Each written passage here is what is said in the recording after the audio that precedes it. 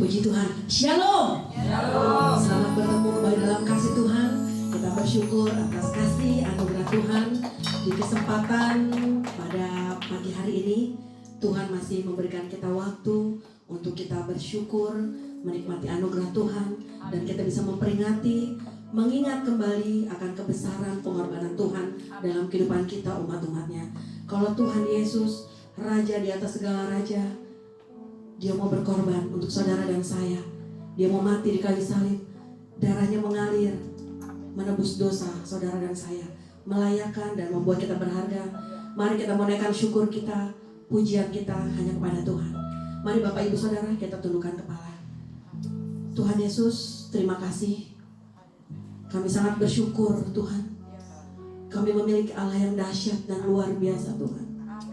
Kasih-Mu begitu besar dalam kehidupan kami Tuhan. Kau membuktikan Tuhan karya-Mu yang luar biasa buat kami umat-umat-Mu Tuhan. Engkau mati di kayu salib Tuhan, menebus dosa kami Tuhan. Kami yang tidak berharga Tuhan, kami yang tidak layak Tuhan. Engkau melayakan kami dengan darah-Mu Tuhan. Terima kasih Tuhan. Siapakah kami ini Tuhan, sehingga Engkau menjadikan kami berharga Tuhan, menjadikan kami biji mata-Mu Tuhan. Engkau begitu mengasihi kami Tuhan. Terima kasih Tuhan Yesus. Terima kasih Bapa yang baik Tuhan. Dengan apa kami membalas semua kebaikan-Mu Tuhan. Selain kami datang, kami mau berserah kepada-Mu Tuhan. Kami menaikkan syukur kami Tuhan, pujian kami Tuhan, hanya untuk Engkau Tuhan Yesus, Raja kami yang layak kami tinggikan dan kami agungkan. Terima kasih Tuhan. Berkaryalah Tuhan. Engkau hadir di tengah-tengah kami Tuhan. Engkau yang mengurapi ibadah Tuhan dari awal, pertengahan hingga akhir Tuhan. Biar semua yang kami lakukan Tuhan boleh menyenangkan hati-Mu Bapa. Terima kasih Tuhan Yesus. Kami siap menyenangkan hati-Mu. Di dalam nama Yesus kami berdoa dan mengucap syukur. Haleluya. Amin. Terima kasih Tuhan. Kau telah memberikan nyawa-Mu buat kami Tuhan. Lebih dari yang kami kira Tuhan. Pengampunan-Mu sungguh luar biasa buat kami Tuhan. Kasih-Mu mengalir tiada hentinya buat kami umat-Mu. Ada tempat yang mulia, anugerah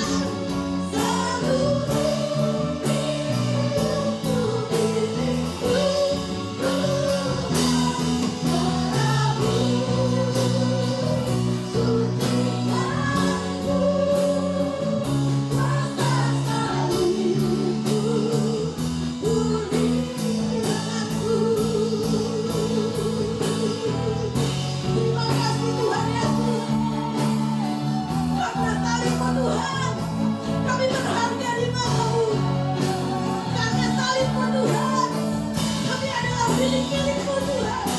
Kami adalah pewaris-pewaris-Mu Tuhan. Dalam nama Haleluya Yesus.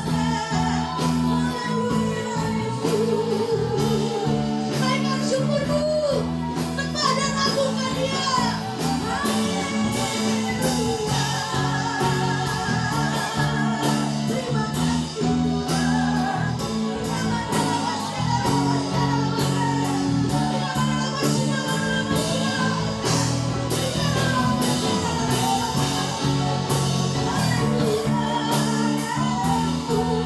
Kami mau tinggikan Engkau Tuhan, Raja kami, Allah kami. Terima kasih Tuhan. Amin.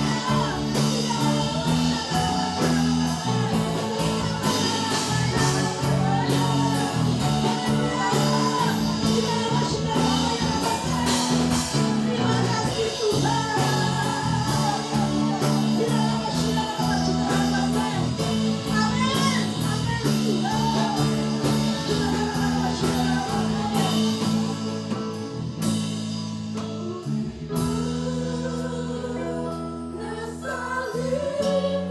Angkat kedua tanganmu Bapak Ibu Saudara.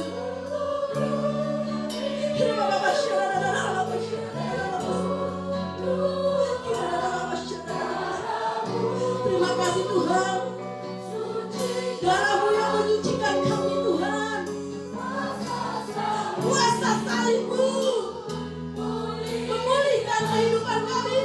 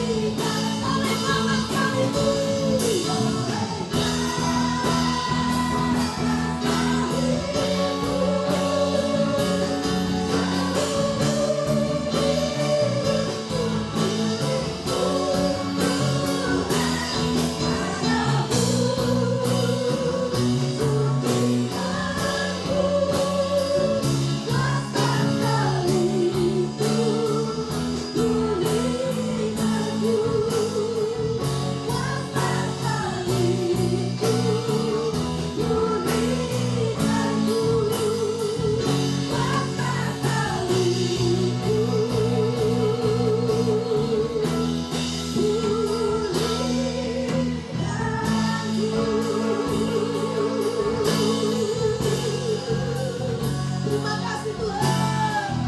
Terima kasih Tuhan. Kuasa salib-Mu Tuhan memulihkan keberadaan kami. Kuasa salib-Mu Tuhan menyembuhkan kami Tuhan. Kuasa salib-Mu Tuhan menjadi kekuatan kami Tuhan.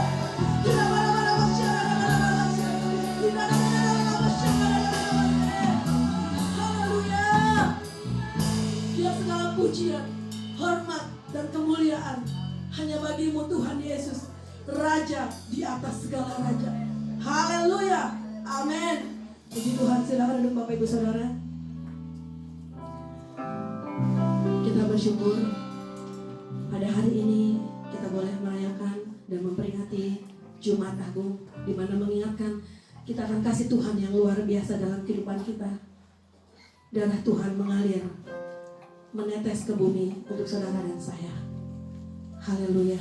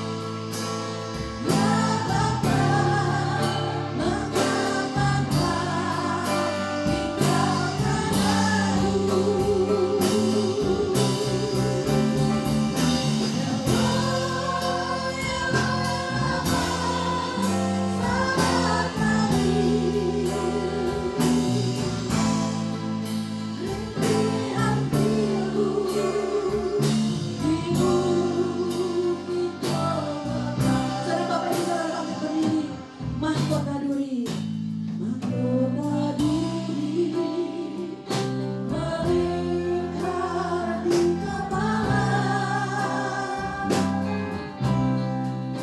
lambung tertusuk tangan dan kaki terpaku, di kayu salib yang berlumur darah, dia menderita untukku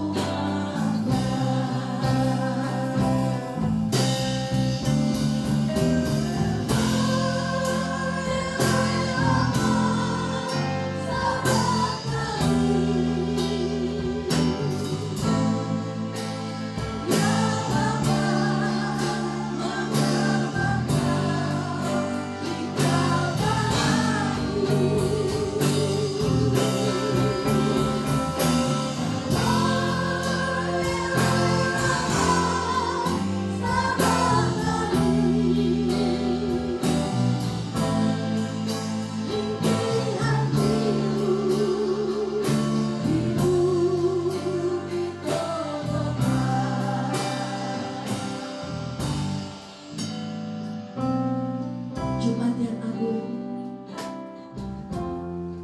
di Bukit Golgota, Yesus Sang Raja, dia terpaku di kayu salib, darahnya mengalir, menetes ke bumi, menebus dosa saudara dan saya. Mahkota duri melingkar di kepalanya, lambungnya tertusuk oleh tombak. Dia menderita buat saya dan saudara. Kita bersyukur Tuhan menjadikan kita berharga. Mari kita angkat kedua tangan kita.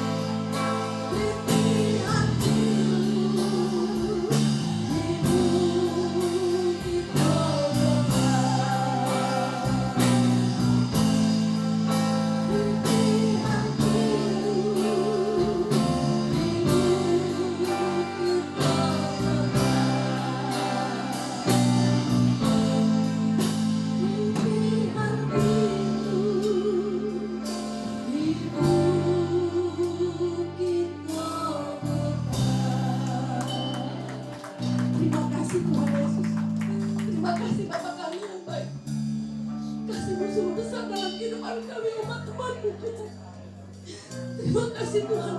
Kami percaya Tuhan, Engkau hadir di tengah-tengah kami Tuhan. Engkau melawat umat-umat-Mu Tuhan. Dan Engkau disenangkan dengan pujian dan penyembahan kami Tuhan. Terima kasih Tuhan Yesus. Hina batas yang berbuka dalam batas yang dalam hina marala basyan dalam bakara hina tabakasyan dalam bakara basyan. Terima kasih Tuhan. Kau yang melawat kami Tuhan. Kau yang menguatkan kami Tuhan. Kau yang selalu memberikan penghiburan buat kami umat-umat. untuk tetap teguh di dalam Engkau Tuhan. Terima kasih Tuhan Yesus.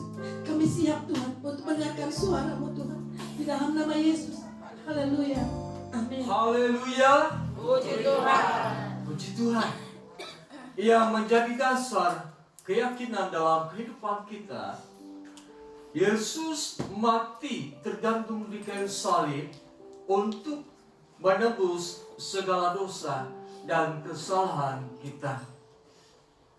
Firman Allah berkata, supaya barang siapa yang percaya kepadanya tidak akan binasa, melainkan beroleh hidup yang kekal.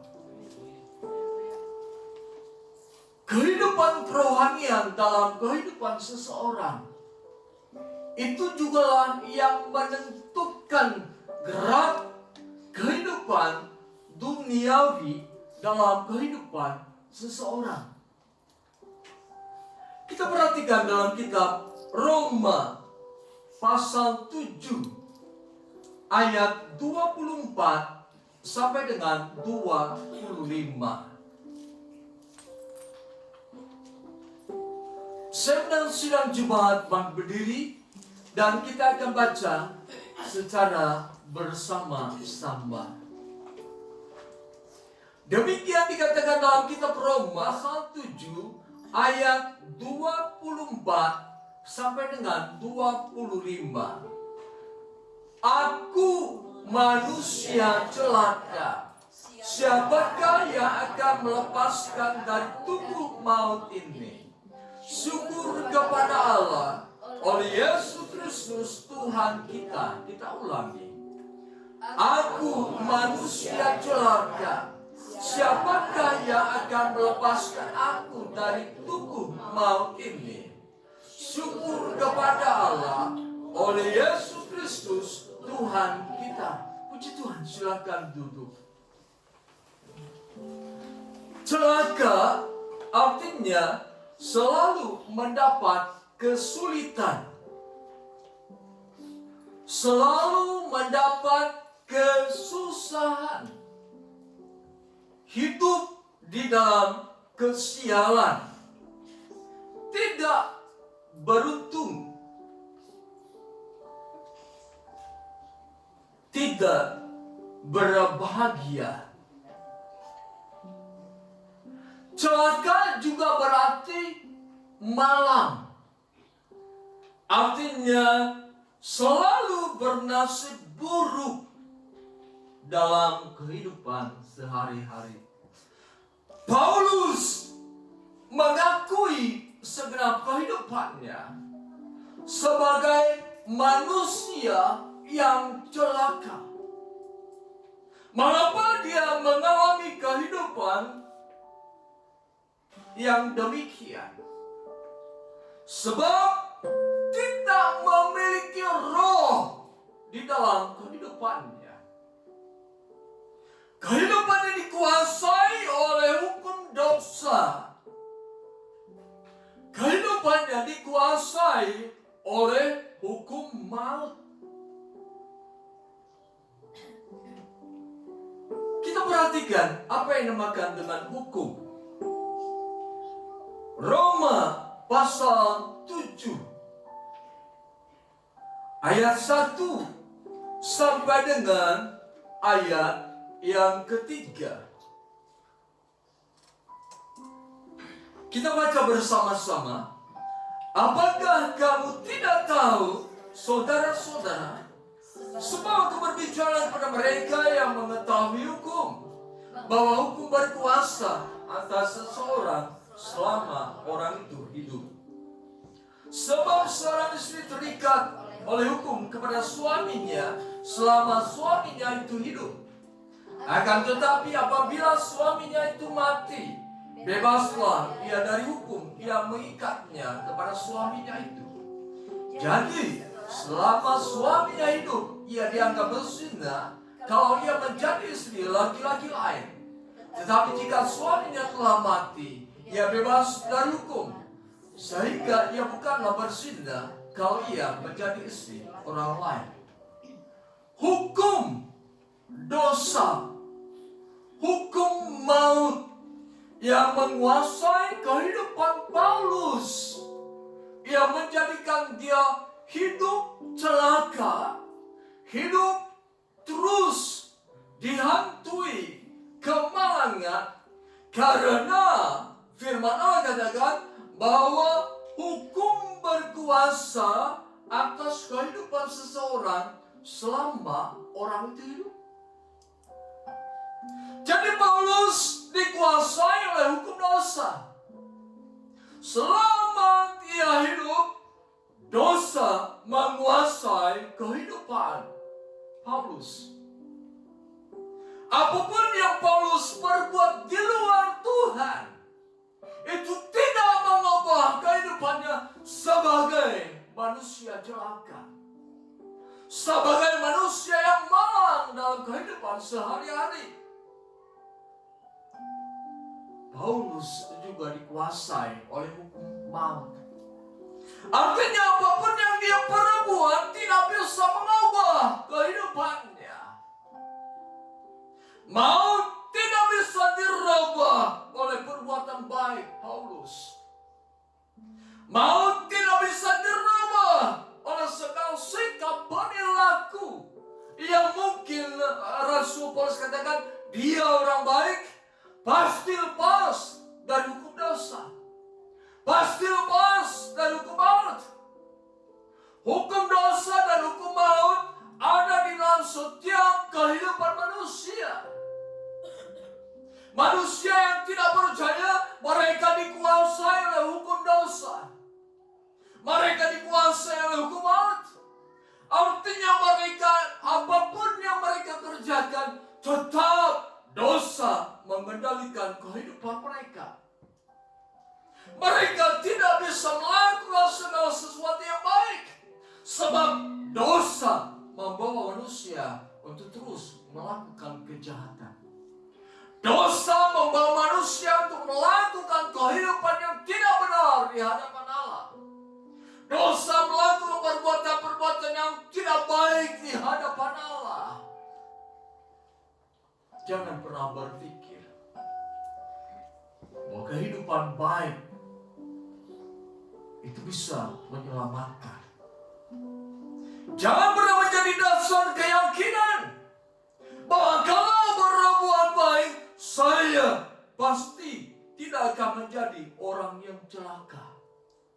Saya tidak akan menjadi orang yang malang.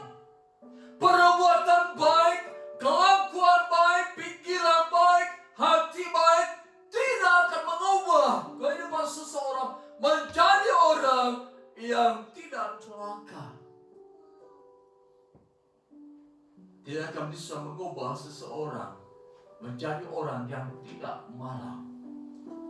Sebab kalau hukum dosa berkuasa atas kehidupan manusia, apapun yang dia perbuat tidak akan menyentuh kebaikan. Perhatikan apa yang Rasul Paulus atau Paulus katakan. Roma pasal 7.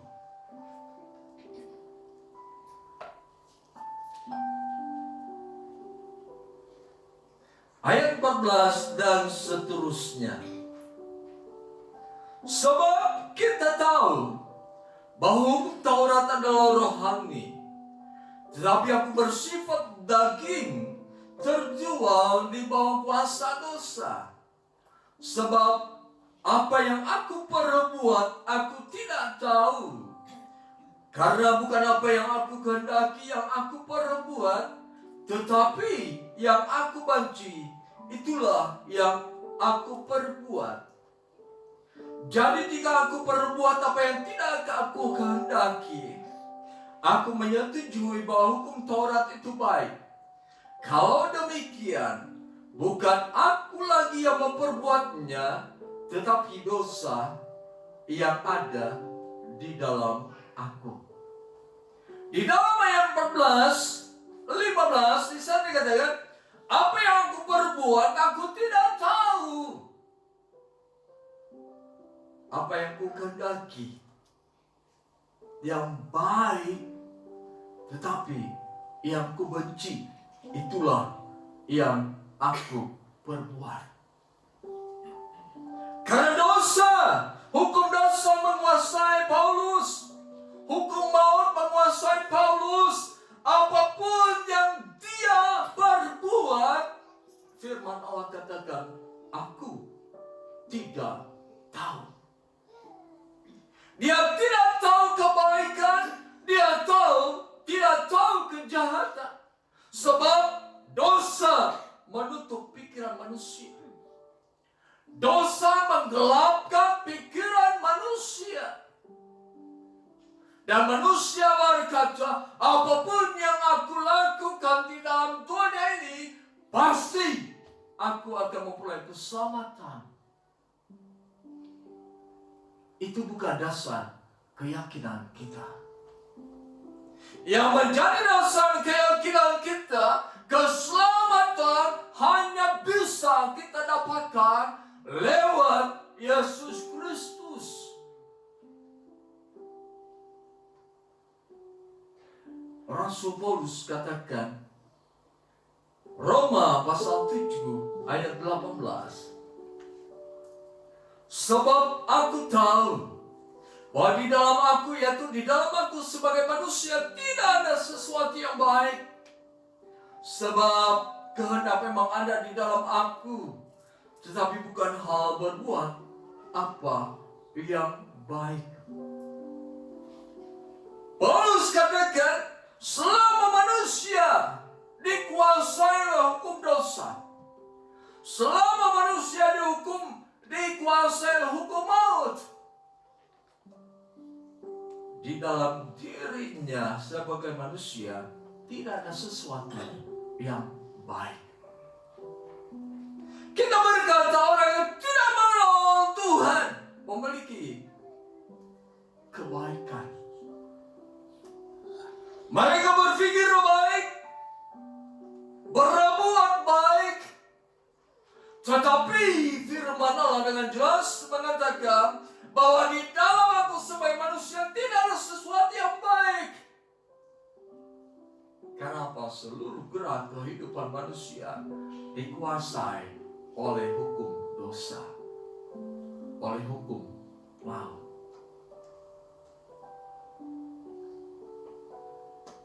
Hukum itu akan terus berkuasa atas seseorang selama orang itu hidup. Roma pasal 7 ayat 19. Sebab bukan apa yang aku kehendaki, yaitu yang baik yang aku perbuat, melainkan apa yang tidak aku kehendaki, yaitu yang jahat yang aku perbuat. Jadi, jika aku berbuat apa yang tidak aku kehendaki, maka bukan lagi aku yang memperbuatnya, tetapi dosa yang diam di dalam aku. Paulus dikuasai oleh dosa, dikuasai oleh hukum dosa, dikuasai oleh maut. Apa yang dia inginkan berbuat baik ternyata merupakan satu kejahatan di mata Tuhan. Oleh sebab itu Paulus katakan, celakalah aku. Siapa yang bisa melepaskan aku dari tubuh maut ini? Siapa yang bisa melepaskan aku dari kemalangan ini? Siapa yang bisa melepaskan aku dari kehidupan yang celaka ini? Tidak ada yang bisa melepaskan. Diri kita tidak mungkin melepaskan dari segala kemalangan hidup. Diri kita tidak mungkin melepaskan diri dari segala kecelakaan dalam kehidupan ini. Sebab dikuasai oleh hukum dosa, dikuasai oleh hukum maut. Artinya dosa yang diperbuat oleh manusia akan berakhir dengan maut. Paulus mengatakan bahwa dosa itu maut.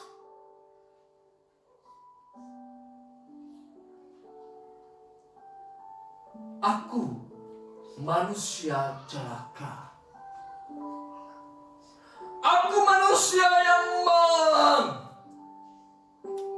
Dalam terjemahan yang lain ada dikatakan, aku manusia yang tidak berbahagia.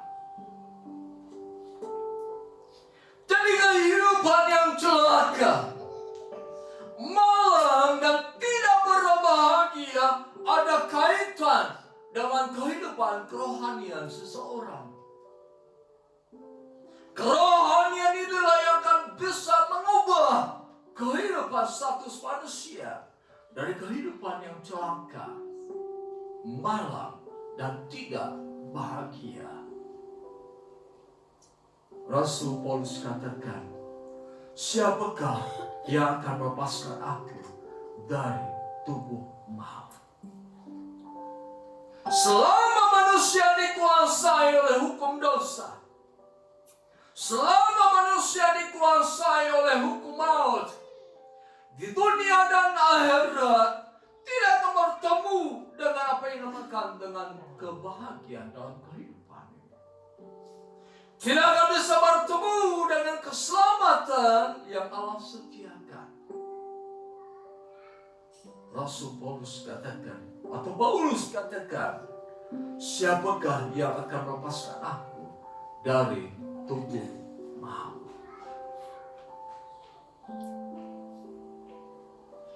Dia ingin lepas dari kehidupannya sebagai manusia celaka. Dia ingin lepas dari kehidupannya sebagai orang malang. Dia ingin lepas dari kehidupan sebagai orang yang tidak berbahagia. Tetapi dia tidak memiliki kemampuan. Siapakah yang akan melepaskan aku dari tubuh maut ini? Satu kesadaran yang penuh dalam diri Paulus.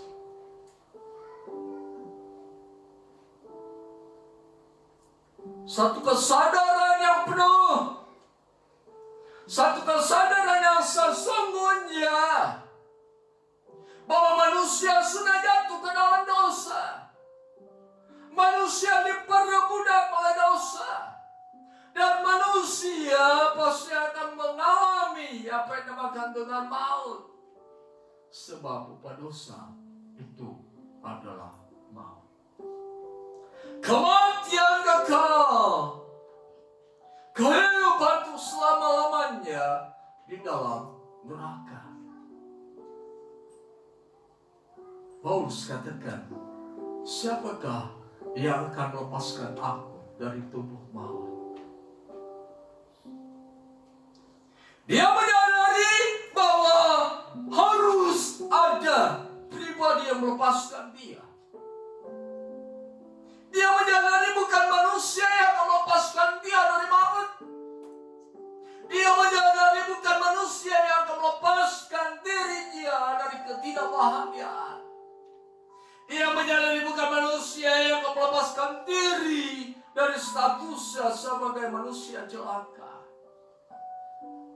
Tidak ada manusia biasa yang bisa melepaskan dirinya dari hukum dosa dan maut, yang menyebabkan mereka hidup sebagai manusia celaka, yang menyebabkan mereka hidup sebagai manusia yang malang, yang menyebabkan mereka hidup sebagai manusia yang tidak berbahagia. Saudara yang kasih dalam nama Tuhan Yesus Kristus, satu kesadaran yang penuh dalam diri Paulus. Mari kita perhatikan orang yang hidup dikuasai oleh dosa dan hukum maut. Roma pasal 8 ayat 5 sampai dengan 8. Sebab mereka yang hidup menurut daging, tubuh maut, memikirkan hal-hal yang dari daging. Ayat yang ke-6. Karena keinginan daging adalah maut. Ayat yang ke-7. Sebab keinginan daging adalah perseteruan terhadap Allah. Ayat yang ke-8. Mereka yang hidup dalam daging tidak mungkin berkenan kepada Allah. Paulus mengatakan, siapakah yang akan melepaskan aku dari tubuh maut? Dari tubuh dengan segala aspek kehidupannya.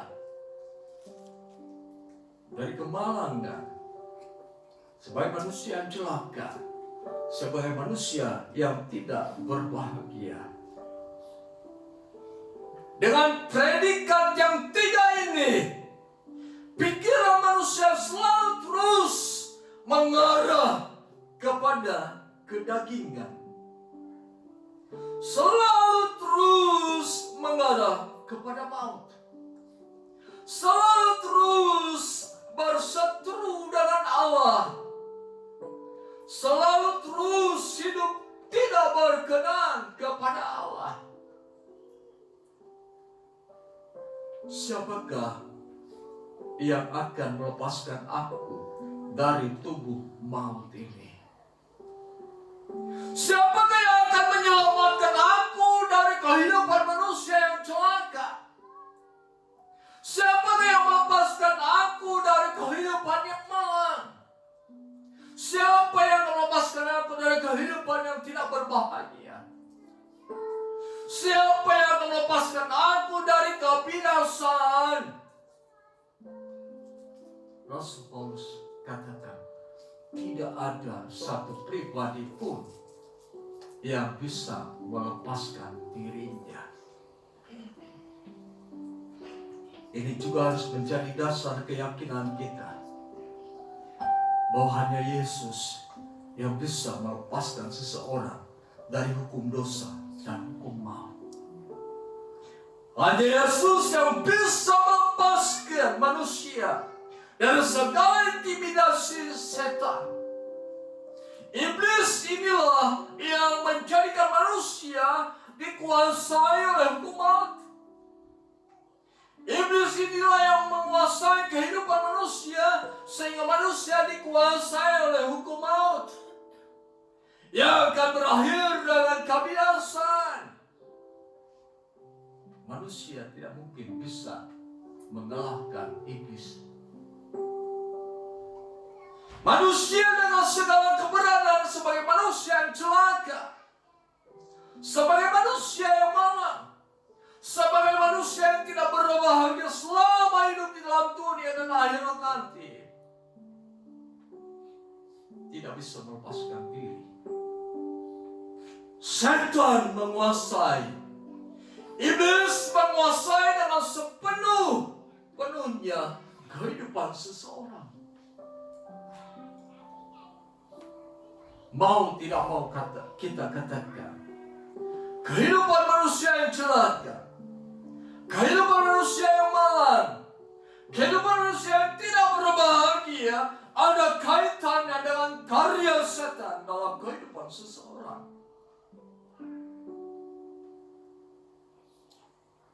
Paulus katakan dalam ayat 25, syukur kepada Allah oleh Yesus Kristus Tuhan kita. Paulus mengatakan syukur kepada Allah. Dia bisa lepas dari keberadaan sebagai manusia celaka. Dia bisa lepas dari keberadaan sebagai manusia yang malang.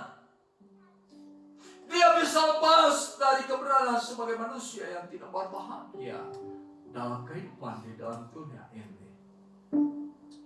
Paulus berkata, syukur kepada Allah. Allah mengasihi setiap manusia. Karena manusia ciptaan Allah. Apapun warna kulit mereka, apapun status kehidupan mereka, apapun jabatan yang mereka sandang, apapun keadaan lahiriah mereka, Allah mengasihi mereka. Allah bukan melihat rupa, tetapi Allah melihat bagaimana supaya manusia itu bisa memperoleh keselamatan, diselamatkan, dibebaskan dari hukum dosa, dibebaskan dari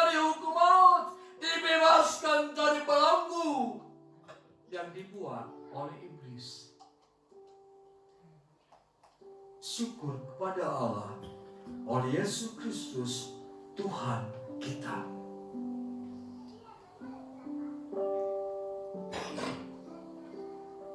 Allah mengasihi setiap orang percaya. Allah mengasihi manusia-manusia yang belum percaya, supaya status sebagai manusia yang celaka dirubah, supaya status sebagai manusia malang dirubah, supaya status manusia yang tidak berbahagia dirubah. Oleh siapa? Oleh Allah. Jadi hanya Allah yang bisa merubah kehidupan manusia. Tidak ada peraturan yang bisa merubah kehidupan manusia. Mungkin di dalam dunia bisa, tetapi menyangkut keselamatan tidak ada peraturan yang bisa mengubah status kehidupan manusia. Dari kehidupan sebagai manusia berdosa, yang dikuasai oleh dosa, yang dikuasai oleh maut, menuju kehidupan yang bebas sepenuhnya. Hanya Yesus yang bisa melakukannya. Rasul Paulus katakan syukur kepada Allah oleh Yesus Kristus Tuhan kita. Perubahan status dalam kehidupan Paulus bisa berubah oleh Allah lewat Yesus Kristus. Status sebagai manusia yang pasti akan menerima maut atau kebinasan dirubah oleh Allah lewat Yesus Kristus. Hanya Kristus yang bisa menyelamatkan manusia. Penulis kitab Ibrani katakan, tanpa darah tidak akan ada pengampunan. Tanpa darah yang keluar dari tubuh Kristus tidak ada pembersihan dosa. Tidak akan ada pengampunan. Artinya manusia terus dikuasai hukum dosa, manusia terus dikuasai hukum maut, manusia terus dikuasai oleh setan. Kebenaran hilang yang menyebabkan manusia menjauhkan diri dari Tuhan. Keadaan hilang menyebabkan manusia menolak Tuhan. Keberadaan inilah yang menjadikan manusia lebih senang kepada hal lahiriah daripada hal-hal yang rohaniah. Dunia dan segala isinya akan lenyap. Segala bentuk kedagingan hal lahiriah akan lenyap, akan mengalami kebinasaan. Tetapi lewat Yesus Kristus, manusia bisa memperoleh sesuatu yang lain daripada kodrat yang sedang mereka alami. Sebagai manusia celaka, sebagai manusia yang tidak beruntung, sebagai manusia yang tidak berbahagia, sebagai manusia yang malang, bisa dirubah bila ada Kristus di dalam diri orang tersebut. Sebab hanya Kristus yang melepaskan manusia dari segala dosa dan hukum maut. Kita perhatikan Roma pasal 8 ayat 1 sampai dengan yang kedua. Demikian dikatakan firman Tuhan. Demikianlah sekarang tidak ada penghukuman bagi mereka yang ada di dalam Kristus Yesus. Roh yang memberi hidup telah memerdekakan kamu dalam Kristus dari hukum dosa dan maut. Orang yang tidak menerima Yesus sebagai Tuhan dan Juru Selamat, Rasul Paulus katakan mereka dikuasai oleh iblis, mereka dikuasai oleh hukum dosa, mereka dikuasai oleh hukum maut. Ini akan berakhir dengan kebinasaan. Tetapi Rasul Paulus katakan bagi mereka yang menerima Yesus sebagai Tuhan dan Juru Selamat, menerima Yesus yang sudah mati di kayu salib, kepada mereka lah Allah memberikan roh-Nya. Di dalam diri setiap orang percaya ada roh Allah. Roh Allah inilah yang membebaskan orang percaya dari hukum dosa. Roh Allah inilah yang membebaskan manusia dari hukum maut. Roh Allah inilah yang membebaskan manusia dari cengkraman setan. Tetapi sekalipun roh Allah ada di dalam kehidupan manusia, belum tentu manusia hidup seturut dengan apa yang roh inginkan. Roh menginginkan kita hidup sesuai dengan firman Allah, tetapi kedagingan menolak hidup sesuai dengan firman Allah.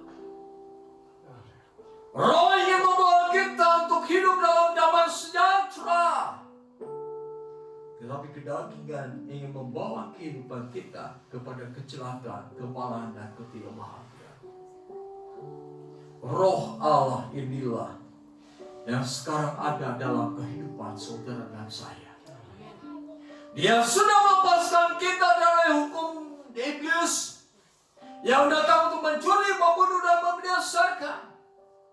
Roh ini yang membebaskan kita dari hukum dosa, sehingga dikatakan bahwa kita telah mati dari dosa. Artinya dosa tidak berkuasa lagi atas kehidupan kita.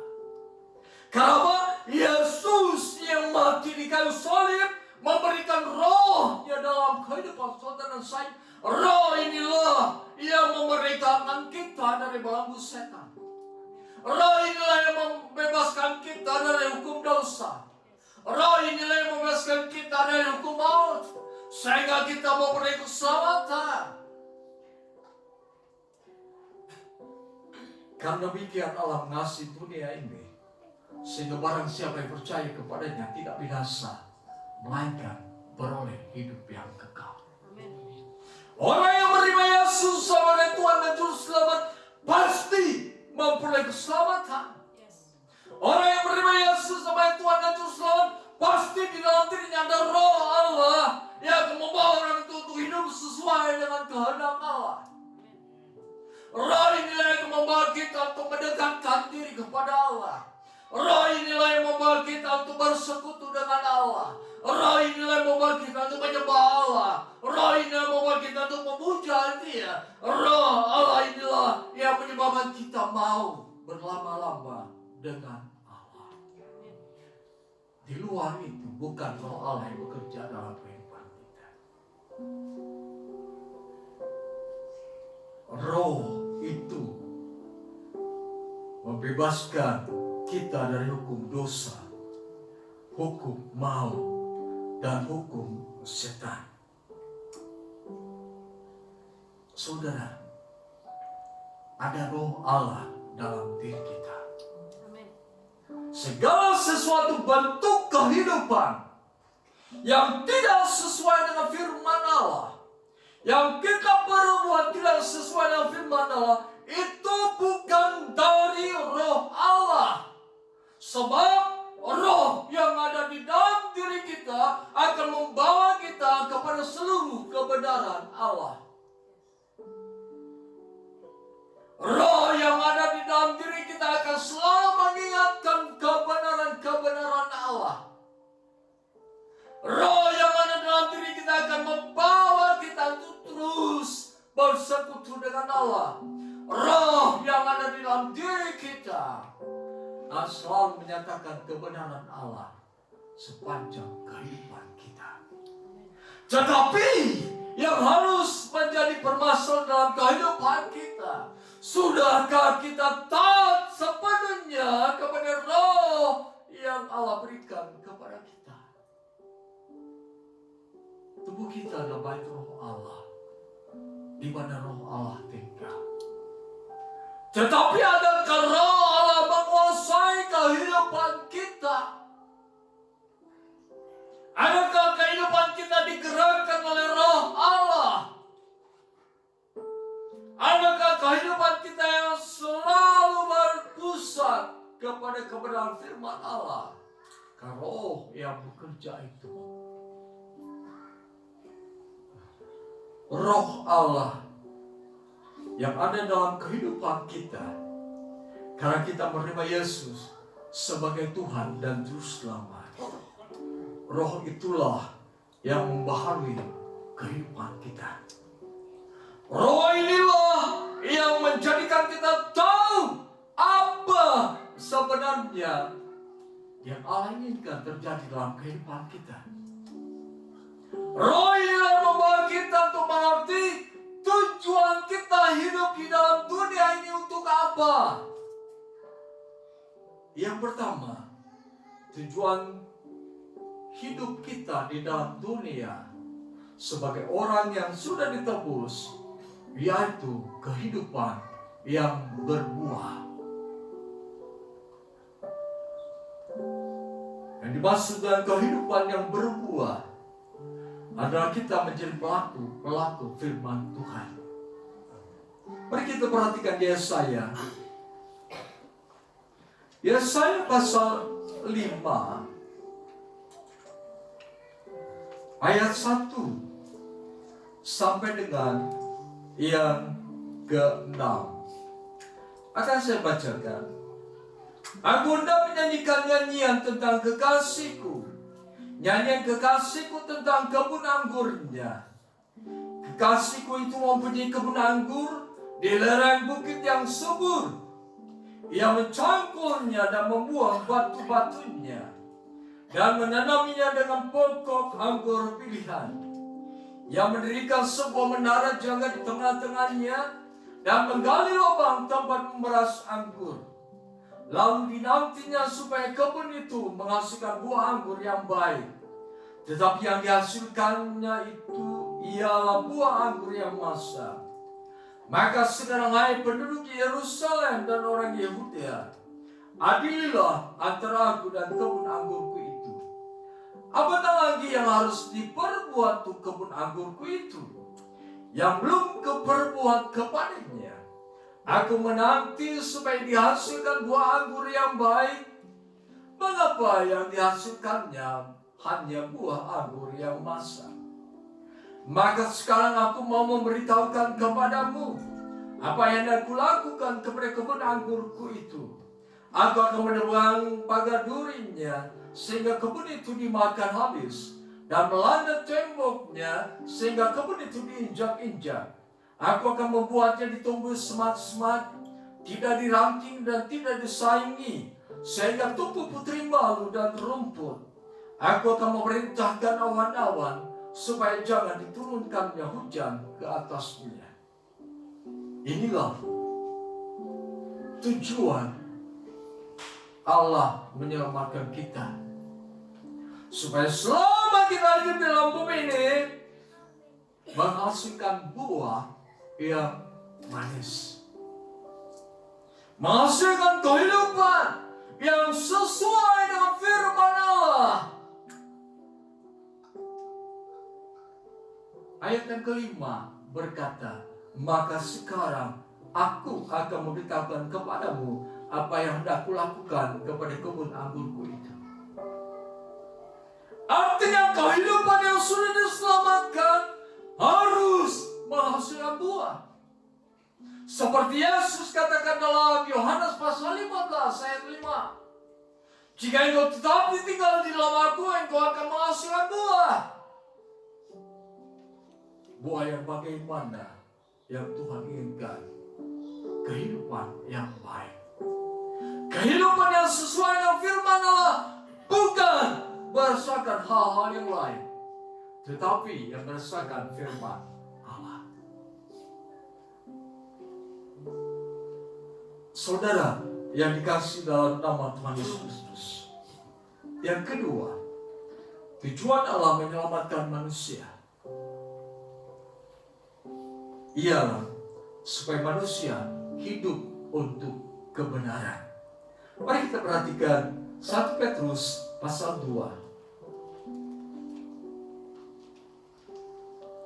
1 Petrus pasal 2 ayat 24. Ia sendiri telah memikul dosa kita di dalam tubuhnya di kayu salib, supaya kita yang telah mati terhadap dosa hidup untuk kebenaran. Saya ulangi, Ia sendiri telah memikul dosa kita di dalam tubuhnya di kayu salib, supaya kita yang telah mati terhadap dosa hidup untuk kebenaran. Hidup untuk kebenaran. Kebenaran adalah keadaan yang sesuai dengan keadaan yang sesungguhnya. Keadaan yang sesungguhnya dalam kehidupan kita ada di dalam Alkitab. Kalau dikatakan kita hidup untuk kebenaran, artinya kita hidup untuk setiap firman yang keluar dari mulut Allah. Itu adalah hidup untuk kebenaran. Berkata benar, berpikir benar, berperasaan benar, berbisnis benar, bekerja benar, berumah tangga benar. Dalam seluruh aspek kehidupan kita harus selalu mengutamakan, aku harus melakukan kebenaran. Aku harus melakukan kebenaran dalam seluruh aspek kehidupanku. Itulah yang Tuhan inginkan. Jadi perhatikan, jangan sia-siakan waktu yang Tuhan berikan kepada kita. Hiduplah untuk menghasilkan buah. Orang yang hidupnya menghasilkan buah akan hidup sesuai dengan firman Allah. Orang yang hidup untuk kebenaran akan selalu mempraktikkan firman Tuhan dalam kehidupannya. Kita tidak berbicara tentang masa lalu, berbicaralah tentang masa depan. Bahwa hari esok, menit yang akan datang, aku harus hidup berbuah bagi Tuhan. Aku harus hidup untuk kebenaran. Sebab kehidupan yang berbuah dan kehidupan yang untuk kebenaran, inilah yang menjadikan realita Allah hadir dalam kehidupan kita. Selama realita Allah hadir dalam kehidupan kita, dikatakan kita sebagai orang yang hidup akurat di hadapan Tuhan. Orang yang hidup akurat di hadapan Tuhan, tidak ada satu kekuatan pun yang bisa menggoncangkan kehidupannya. Sebab Allah membentengi kehidupannya. Seperti pemazmur berkatakan, Tuhan adalah benteng kehidupanku. Tidak ada yang bisa menggoncangkan kehidupanku, karena Tuhan yang membentengi aku. Jadi ingat, selama kita terus hidup untuk menghasilkan buah, selama kita hidup untuk kebenaran, tidak ada satu kuasa yang bisa menggoncangkan kehidupan kita. Tidak akan mungkin. Sebab Allah membentengi kehidupan kita. Terpujilah Tuhan yang sudah menyelamatkan saudara dan saya. Keselamatan yang sesungguhnya sudah Tuhan berikan kepada kita. Sebab Yesus berkata, aku inilah jalan kebenaran dan hidup. Tidak ada seorang pun sampai kepada Bapa kecuali melalui aku. Kita yang harus hidup menghasilkan buah. Kita yang harus hidup untuk kebenaran. Inilah yang Allah rindukan terjadi dalam kehidupan kita. Mari, selama kita hidup di dalam bumi ini, milikilah dasar keyakinan yang kokoh. Saya harus berbuah dalam kehidupan ini. Saya harus hidup untuk kebenaran, supaya Allah dipermuliakan. Sekian firman Tuhan. Terima kasih Tuhan untuk pimpinan Tuhan dalam peribadatan ini. Setiap firman yang sudah kami dengarkan, Biarlah dikerjakan oleh Roh Kudus yang ada dalam kehidupan kami, dan kami tunduk sepenuhnya kepada kehendak Roh Allah. Bimbinglah kami senantiasa untuk hidup seturut dengan firman Allah, sehingga kehidupan kami adalah kehidupan yang menyenangkan hati Allah.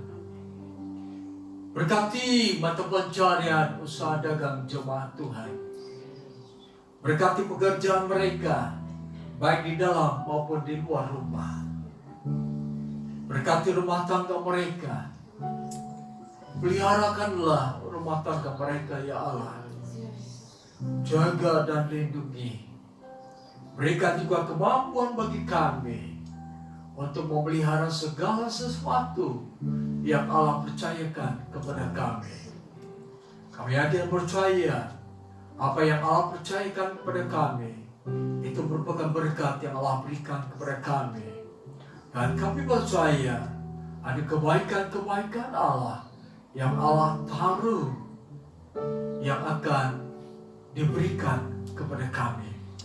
Terima kasih Tuhan, kami berdoa untuk anak-anak kami dalam sekolah minggu remaja pemuda, mereka yang bersekolah dan kuliah. Di dalam nama Tuhan Yesus, perlengkapi mereka dengan roh hikmat, akal budi, kebijaksanaan, kepintaran, kecerdasan, ketekunan, dan kerajinan, agar mereka berhasil dalam bidang studinya. Biaya yang dibutuhkan untuk bidang studi mereka, Allah mencukupkannya. Terlebih dari itu, jadikan mereka menjadi anak-anak yang menghormati orang tua. Jadikan mereka menjadi anak-anak yang takut akan Tuhan. Terima kasih Tuhan, terpuji nama Tuhan. Kami serahkan seluruh kehidupan kami ke dalam tangan Tuhan. Saudara yang dikasihi dalam nama Tuhan Yesus Kristus, terimalah damai sejahtera anugerah berkat Allah, cinta kasih Yesus Kristus, kekuatan, penghiburan, pertolongan dari Allah Roh Kudus. Kita terima mulai saat ini sampai kedatangan Yesus Kristus yang kedua kali ke dalam dunia ini. Di dalam nama Tuhan Yesus kami berdoa. Haleluya. Amin. Haleluya.